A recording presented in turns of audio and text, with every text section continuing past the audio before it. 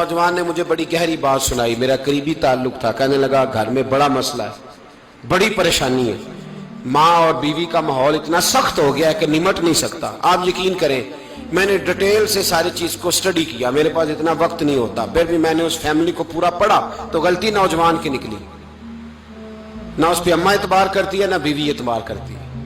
اس نے جھوٹ بول بول کے اس طرح کی ماحول پیدا کر دیا ہے کہ کوئی اس پر اعتماد کرنے کو تیار ہے. اگر آپ ناراض نہ ہو تو ایک بات کروں، پتہ ہے گھر میں ماحول کب خراب ہوتا ہے؟ باہر والے ہماری تقریر سنتے ہیں، گھر والے ہمارا عمل دیکھتے ہیں. جب وہ دیکھتے ہیں نا کہ یہ کس طرح کا شخص ہے، اس کے رویے، اس کا کردار، اس کا لب و لہجہ کتنا برا ہے اور یہ کردار کا کتنا کمزور ہے. اعلیٰ حضرت فرمایا کرتے تھے نیک وہ ہوتا ہے جس کی تنہائی صاف ستھری ہوتی ہے. اس لیے ماحول بگڑ جاتا ہے. یہ جو ہم کہتے ہیں نا میرے سجن بڑے بنتے ہیں پھر ٹوٹ جاتے ہیں، کچھ لوگ ایسے ہوتے ہیں جو ان کے پاس جاتا ہے انہی کا ہو جاتا ہے. وہ کہیں اور کے قابل کیوں بھلا؟ اس لیے کہ ان کے کردار میں ٹھنڈک دیکھتا ہے، ان کے لب و لہجے میں مٹھاس دیکھتا ہے، اس شخص میں اتنی خوبصورتی دیکھتا ہے کہ اسی کا بن جاتا ہے. حضرت ابراہیم بن ادم کے پاس ایک نوجوان آیا، کہنے لگا میں گناہ کرنا چاہتا ہوں. فرمانے لگا بالکل کر، اللہ کا دیا ہوا رزق کھانا چھوڑ دے اور گناہ کر. کہنے لگا یہ نہیں ہو سکتا. فرمانے لگے چل پھر اس طرح کر، رب کی زمین پہ نہ رہ، کسی اور کی زمین پہ چلا جا. کہنے لگا یہ بھی نہیں ہو سکتا. فرمانے لگے چل اللہ کی چھت سے نکل جا. کہنے لگا یہ بھی نہیں ہو سکتا. تو آپ رو پڑے. فرمانے لگے پھر جناب اسرائیل جب آئیں تو ان سے کہنا مجھے 2-3 سال کی مہلت دے دے، پچھلی میری گناہوں میں گزر گئی، میں ذرا 3 سال عبادت کر لوں.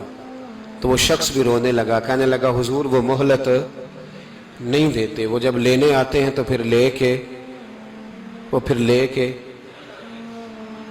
اللہ تعالیٰ نے جب انسان بنانا چاہا نا تو جناب جبریل کو کہا مٹی لے کے آ زمین سے. حضرت جبریل نے مٹی پہ ہاتھ ڈالا تو باقی کی مٹی رونے لگ گئی، اسے جدا نہ کر. تو جناب جبریل چھوڑ کے چلے گئے. حضرت میکائیل کو بھیجا مٹی لا، مٹی پہ ہاتھ ڈالا تو باقی کی مٹی رونے لگ گئی، چھوڑ کے چلے گئے. جناب اسرائیل کو بھیجا، مٹی پہ ہاتھ ڈالا تو باقی کی رونے لگ گئی، چھوڑ کے نہ جاؤ. تو حضرت اسرائیل فرمانے لگے تیرا رونا دیکھو کہ رب کا حکم دیکھو. وہ لے گئے، جب پیش کی تو رب کریم نے فرمایا اسرائیل جان نکالنے کی ڈیوٹی بھی تیری، تو مٹی کو لے آنا، باقی مٹی روتی بھی رہے تو روتی رہے. جب میرا فیصلہ آ جائے تو پھر اس میں کوئی گنجائش، ہم کھاتے بھی اللہ کا ہیں، نافرمانی بھی اس کی کرتے، زمین پہ بھی اس کی چلتے ہیں، نافرمانی بھی اس کی کرتے، حکم کسی اور کا مانتے، چھت پہ رب کریم کی رہتے. اس طرح نظام نہیں چلتا. میرے بھائی یاد رکھ لو گناہوں کی سزا ملے گی، زندگی تنگ ہو جائے، یہاں بھی آزمائش ہوگی اور وہاں بھی. میں نے درس پہ کہا تھا، پھر بات کہتا ہوں، یہ میں اپنے لیے کہہ رہا ہوں، توجہ ہے میری بات پر. دعا فرمایا کرے کہ جو کچھ ہم نظر آتے ہیں اللہ ہمیں ویسا بننے کی توفیق بھی عطا فرمائے. اللہ ویسا بننے کی، یہ مشکل معاملہ ہے، مشکل.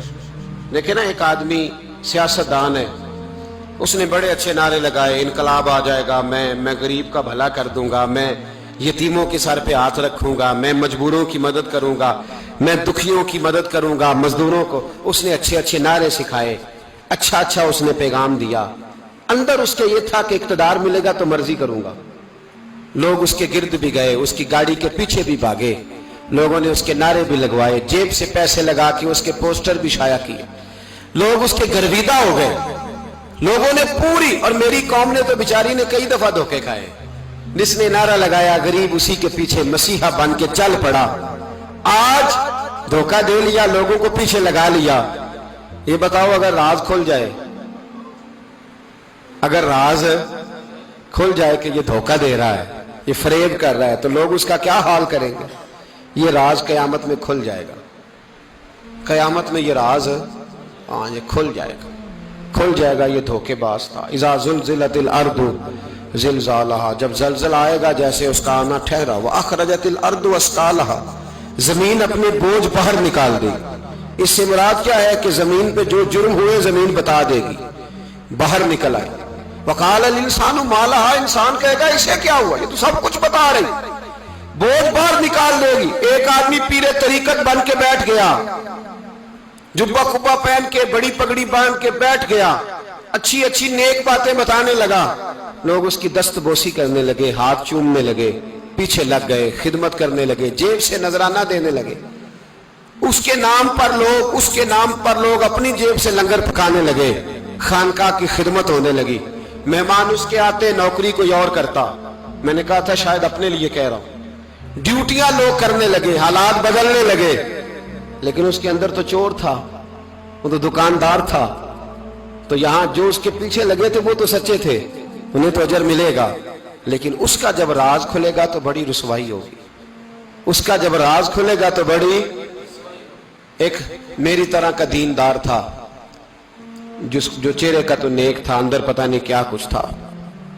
ایک طوائف گزر رہی تھی، اس نے اس کو تبلیغ کر دی، کہنے لگا بس کر دے، سیانی بن جا۔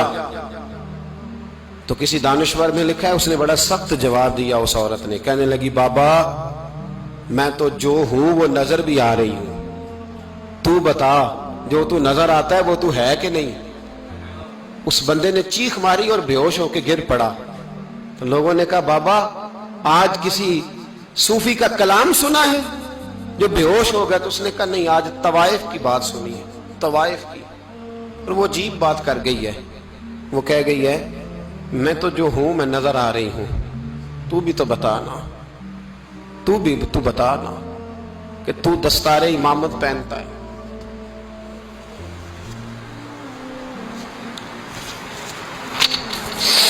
تو بتا، تو جو کہلاتا ہے تو وہ ہے کہ نہیں؟ یہ وقال الانسان ما لہا، یہ راز قیامت میں کھلے گا۔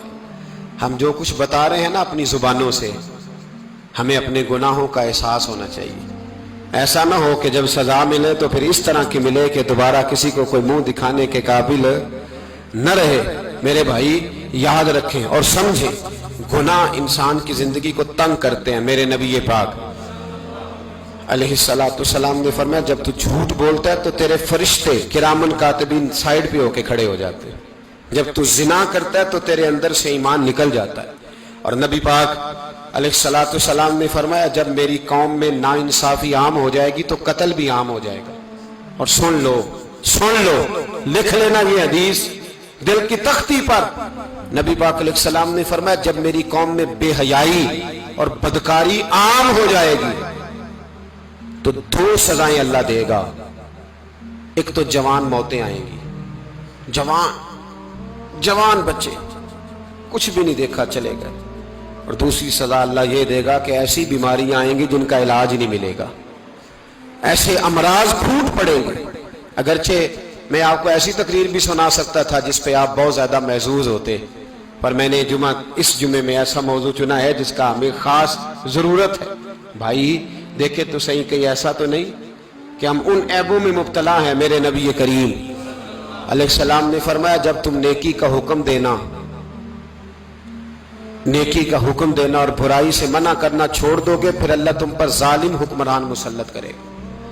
اور اگلے لفظ اس سے بھی زیادہ سخت ہیں، محبوب فرمانے لگے پھر تمہاری نیک لوگ دعائیں بھی کریں گے تو اللہ وقتی طور پر ان کی دعاؤں کو بھی قبول نہیں فرمائے گا، اس لیے کہ تم لوگوں نے نیکی کا حکم دینا اور بھلائی سے روکنا چھوڑ دیا۔ عزیزو یاد رکھو جب گناہ عام ہوتے تو پھر حالات بدلتے اور لوگوں کو سزا ملتی ہے ان کے گناہوں کی، بلکہ یہاں تک لکھا ہے کہ نیت خراب ہو تو سزا شروع ہو جاتی۔ کیا خراب ہو؟ بولیے گا۔ نیت بھی خراب ہو تو سزا۔ حضرت رومی کہتے ہیں کہ ایک بادشاہ کو پتہ چل گیا کہ ایک آدمی نے بڑا اچھا باغ لگایا ہے، خوبصورت باغ ہے، مالٹے کا، کنوں کا باغ، بڑا پیارا۔ بادشاہ نے کہا ذرا جا کے دیکھتا ہوں۔ بادشاہ سلامت باغ دیکھنے آئے تو اب وہ مزدور آدمی تھا، عام آدمی تھا جس نے باغ لگایا، کسان تھا، اس کو کہا کہ چند کنوں توڑ کے لایا تو بڑے پیارے لگے، ایک دو اور لایا، کھائے، بڑے میٹھے، بڑے پیارے، بڑے توانا، بڑا مزہ آیا۔ تو بادشاہ کے دل میں خیال آیا کہ اس پہ قبضہ نہ کر لوں باغ پہ۔ ہمارے یہاں نا کرائے پہ دکان دیتا نا مالک، تو جب کسی غریب کی چل جاتی ہے کہتا ہے تو خالی کر، میں نے خود ڈال لی ہے، چل گئی نا اس کی۔ حالانکہ رزق اپنے اپنے نصیب کا ہے، رزق اپنے اپنے نصیب کا ہے، جس کو اللہ تعالیٰ چاہتا ہے عطا کرتا ہے۔ تو اس کو کہا کہ اور توڑ کے لا، اور دل میں خیال ہے کہ یار اتنا اچھا باغ ہے، قبضہ کر لیتے ہیں، ہماری حکومتیں قبضہ کر لیتی ہیں کہ کوئی چیز اچھی لگ جائے۔ اب وہ کسان 2-3 کنوں توڑ کے لایا، اس نے کھائے تو کھٹے نکلے، ترش تھے۔ کہنے لگا تجھے کیا ہو گیا ہے؟ تو بندہ بڑا صاحب دل تھا، کہنے لگا میں تو ٹھیک ہوں، آپ اپنی نیت سے پوچھیں کہیں خراب تو نہیں ہو گئی۔ تو کنوں میں بھی اس کا اثر آ گیا ہے، اپنی نیت، تو نیتیں بگڑ جائیں نا، نیتیں۔ اب ایک بات کہنے لگا ہوں، غور سے سننا، جب تک 2 بھائی اکٹھے کاروبار کرتے ہیں، نیت ہوتی ہے کہ ہمارا گھر چلے گا، تب تک اللہ برکت دیتا ہے۔ اور جب اپنی اپنی جیبیں سمیٹنے لگ جاتے ہیں نا کہ یہ میرا 5,000 ہے، آج میں گیا تھا اگرائی کرنے، یہ میرا 10,000 ہے، آج میں نے محنت زیادہ کی، جب وہ ٹٹولنے لگتے ہیں پھر اس دکان سے بھی برکت اٹھ جاتی ہے، پھر وہاں سے بھی برکت چلی جاتی ہے۔ فَإِنَّ لَهُ مَعِيشَةً ضَنْكَ، فرمایا جب تو میں منہ پھیر لیتا ہے پھر تیری زندگی اللہ تنگ کر دیتا، پھر وہاں سے بھی برکت، خوبصورتی، اثر اٹھ جاتا ہے۔ ایک سنار نے گلی میں ایک یتیم چھوٹے سے بچے کو گھومتے دیکھا تو سنار بے اولاد تھا، بچے کو اٹھا کے گھر لے آیا، 18 سال اس بچے کی پرورش کی، اس کو پالا پوسا، جوان کیا۔ سنار کے پاس وہ دکان پہ چلا جاتا، وہ کئی دفعہ دکان پہ رہتا، کئی دفعہ گھر میں رہتا۔ ایک دفعہ وہ دکان پہ تھا، بچہ گھر تھا، 18 سال کا جوان، اس کی بیوی اکیلی تھی۔ وہ جس نے ماں بن کے پالا تھا اس نے اسی پہ حملہ کر دیا، اس کا بازو بری نیت سے تھاما، بیوی چیخی۔ تھوڑی دیر گزری تو وہ نوجوان پیروں میں بیٹھ گیا، کہنے لگا اماں پتہ نہیں مجھے کیا ہوا۔ شام کو سنار آیا، بیوی چیخنے لگی، چلانے لگی، کہنے لگی آج عجیب بات ہوئی، جس کو میں نے جگر کا خون دے دے کے پالا اسی نے گندی نظر ڈالی۔ سنار محو حیرت ہے، بیوی کا خیال تھا کہ لٹھ اٹھائے گا، ڈنڈا اٹھائے گا، نوجوان کو مارے گا، لیکن وہ رونے لگ گیا۔ اس نے کہا آج اس نے میرا بازو تھاما ہے، جانے کیا کیا ہے؟ پریشان ہونے لگ گیا، سجدے میں گر گیا، کہا تو بتاتا کیوں نہیں؟ تو وہ سنار کہنے لگا اس کی غلطی نہیں، 18 سال کے بعد آج مجھ پر بھی شیطان سوار ہوا تھا۔ ایک عورت آئی تھی، وہ اپنے بازوؤں میں چوڑیاں پہننا چاہتی تھی تو میں نے بھی گندی نظر سے ہاتھ ڈالا تھا، رب کریم نے مجھے فوراً اس کی سزا دی۔ جن کے گھروں میں بیٹیاں ہوتی ہیں ان کی نظریں گندی نہیں ہوتی، جو بیٹیوں کے باپ ہوتے ہیں، جو بہنوں کے بھائی ہوتے ہیں، ان کی نظریں گندی۔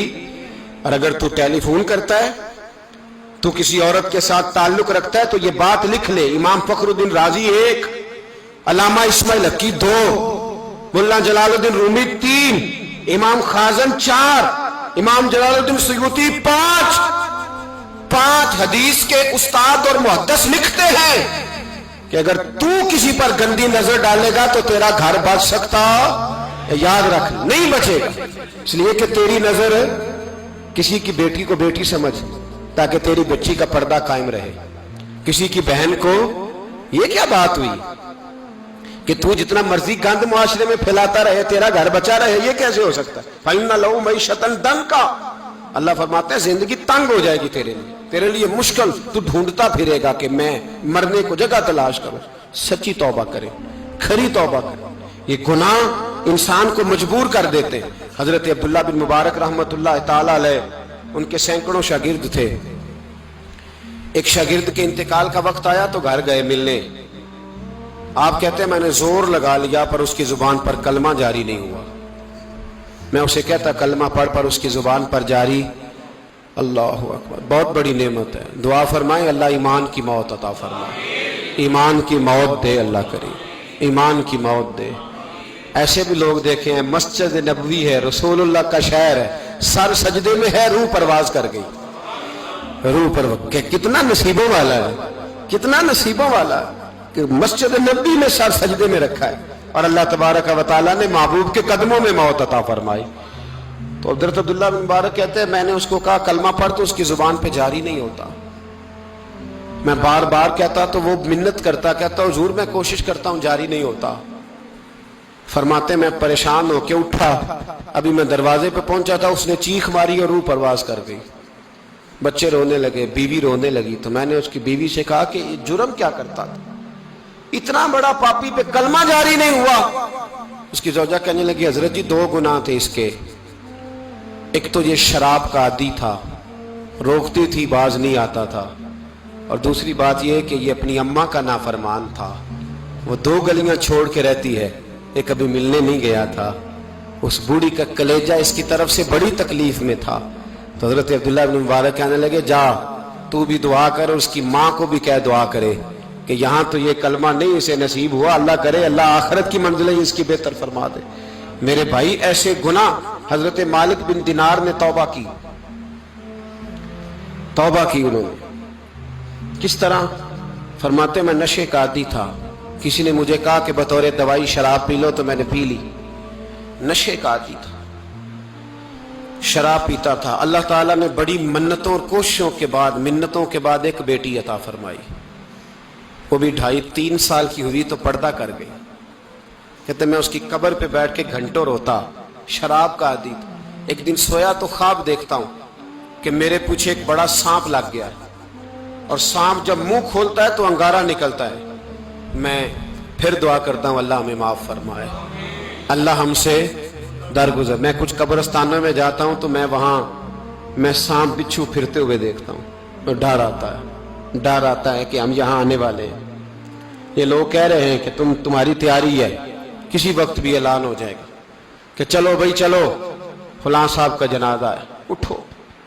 لوگ کہتے ہیں جلدی کرو، اور ایک کونے میں ایک شخص یہ بھی کہتا ہے کہ دیگ بھی رکھ لو، مہمان بڑے جمع ہو گئے۔ اور ایک کونے میں لوگ یہ بھی کہتے ہیں کہ برف ٹھنڈی لے آؤ، لوگوں نے پانی بھی پینا۔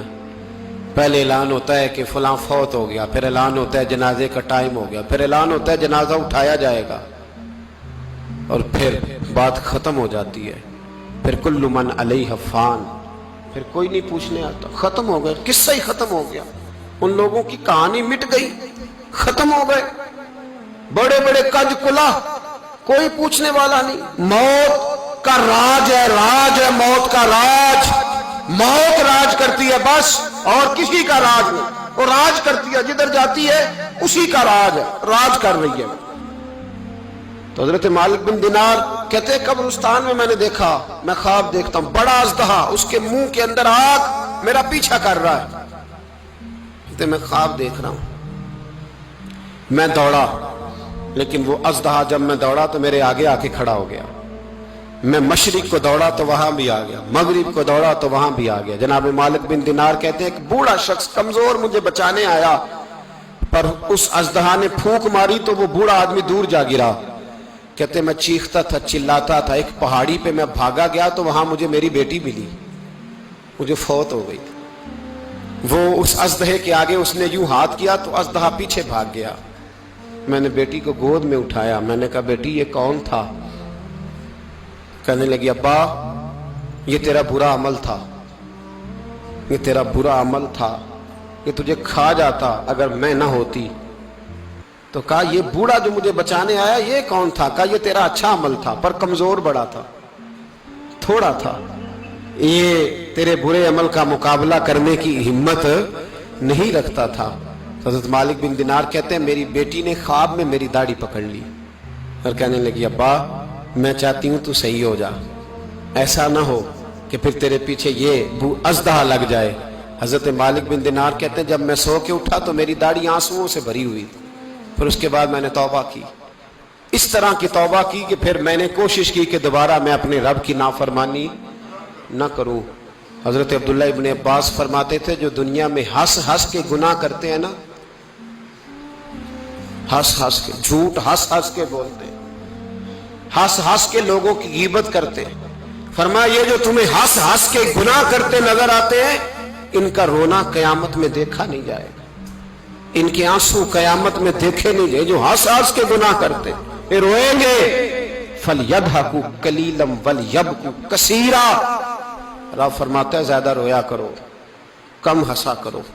نبی پاک علیہ السلام روتے تو صحابہ کہتے حضور آپ اتنا کیوں روتے ہیں؟ تو محبوب فرماتے جو میں جانتا ہوں وہ تم نہیں جانتے۔ بھائیو قبروں میں اکیلے جانا ہے، کبھی غور کرنا، اکیلے کوئی بندہ ساتھ حساب دینے نہیں جائے گا۔ اماں بڑا پیار کرتی ہے لیکن قبر میں کبھی کوئی ماں بھی ساتھ دفن نہیں ہوتی، اپنا اپنا حساب دینا، مشکل وقت ہے، حساب کر لینا چاہیے، تیاری کر کے رکھنی چاہیے۔ गुनाह अगर यहाँ हमारी जिंदगी को तंग करेंगे तो वहां भी हमारे लिए मुश्किलात पैदा करें। नबी करीम अलैहिस्सलाम ने फरमाया है कि अल्लाह बड़ा मेहरबान है, अल्लाह बड़ा करीम है, अल्लाह बड़ा सत्तार है। और याद रखो, जब कोई उसकी रेट को चैलेंज करे, जब कोई उसके कानून को तोड़े, जब कोई अल्लाह की एलानिया नाफरमानी करे, फिर रब करीम की गैरत को, उसके अदल को जोश आता है। तौबा करे सच्ची, मस्जिद की हाजिरी दे पाबंदी के साथ। मेरी आपसे हमेशा ये गुजारिश रहती है कि मस्जिद की हाजिरी पाबंदी से दे। मैं अपील करता हूँ, दाढ़ी रख ले, ये मेरे नबी का तरीका है सल्लल्लाहु ताला अलैहि। वापस आ जाए, हमारी बका ना हमारे दीन में है। कोई नहीं हमें रखेगा, कोई नहीं रखेगा, कोई नहीं। मुझे मेरा एक दोस्त रात बता रहा था कि सऊदी अरब में एक शख्स ने 30 साल मेहनत की, तो जब वो मरा है वहीं उसके घर में फोन किया तो उसके घर वालों ने कहा जनाब आपको मुश्किल होगी डेड बॉडी भेजने में, वहीं दफन कर दे। हाँ, अगर उसका कुछ पैसा है तो वो जरा अकाउंट में भेज दे, बच्चियों को जरूरत है। ओ भाई, तू अकेला जाएगा, तेरे लिए मुश्किल हो जाए। अपने भी साथ यकीन करें, बच्चे दुआएं कराने आते हैं, कहते हैं हजरत जी दुआ करें अल्लाह अम्मा की सख्ती माफ कर दे। इसका मतलब क्या है कि अम्मा अब जाए, अब हमारा नंबर आए। बच्चे तो इंतजार कर रहे हैं कि अब्बा जाए और गद्दी पे हमारा नंबर आए। तैयारी है, अकेले जाना है, अकेले सख्त सा मरहला है, अकेले सारा कुछ फेस करना। आज तौबा करें, वहां के कीड़े यहाँ रह के मारे, अपने साथ जुल्म ना करें। हम इस काबिल नहीं कि वहां जाके मुकाबला कर सकें। बचें, अपने आप को महफूज करें, बचाएं। हिसाब अपना अपना देना है। किसी बाप ने अगर अपने बच्चों को हराम खिलाया तो बच्चे तो नहीं कह रहे थे ना कि हराम लेके आ, तो बाप ने हिसाब देना, वालिद ने।